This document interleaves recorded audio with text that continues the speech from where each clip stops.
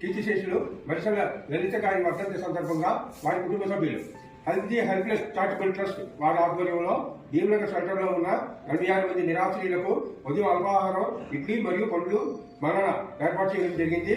మా ఏపీ సభ్యుల తరఫున ఇప్పుడున్న వృద్ధుల తరఫున మరిసల లలిత గారి పవిత్ర ఆత్మకు శాంతి చేకూరాలని భగవంతుని ప్రార్థిస్తూ వారికి వారి కుటుంబ సభ్యులకు మరియు హెల్తీ హెల్ప్లెస్ వారికి మా హృదయపూర్వక ధన్యవాదాలు తెలియజేసుకుంటున్నాం.